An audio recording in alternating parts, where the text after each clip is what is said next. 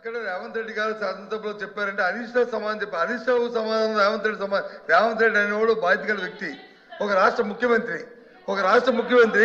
నేనే ఆపించాలని రాష్ట్ర ముఖ్యమంత్రి పేరు చెప్పినప్పుడు ఇక్కడున్న ముఖ్యమంత్రి ఇక్కడున్న మంత్రివర్గ సభ్యులు చెప్పాల్సిన బాధ్యత ఈ రాష్ట్ర ప్రజానికి ఈ జాతీయ ఉంది. దాన్ని విస్మరించి వాళ్ళ మీద రాజగోపాల్ చెప్తారంటే అధ్యక్ష,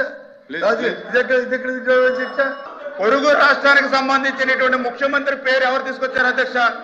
గౌరవ సభ్యులు వైఎస్ఆర్సీపీ సభ్యులు తీసుకొచ్చారు. దానికే నేను సమాధానం చెప్పా. ఏదైతే ఈ రోజు మరి అక్కడ రేవంత్ రెడ్డి గారు ముఖ్యమంత్రిగా ఉంటే, జగన్మోహన్ రెడ్డి ముఖ్యమంత్రిగా ఉన్నప్పుడు కేసీఆర్ ముఖ్యమంత్రిగా ఉన్నాడు, హరీష్ రావు మంత్రిగా ఉన్నారు అధ్యక్ష. ఆ రోజు చాలా క్లియర్ గా కేసీఆర్ గారు చెప్పారు.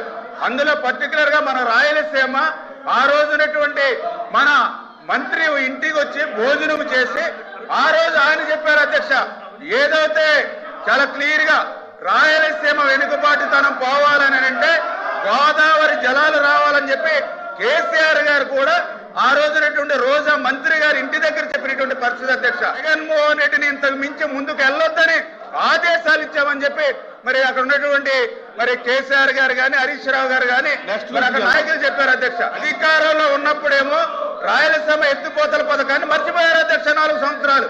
ఇవాళ ప్రతిపక్షంలోకి వచ్చిన తర్వాత 11 సీట్లకు కూర్చోబెట్టిన తర్వాత ఇప్పుడు గుర్తొచ్చింది అధ్యక్ష రాయలసీమ ఎత్తిపోతలు.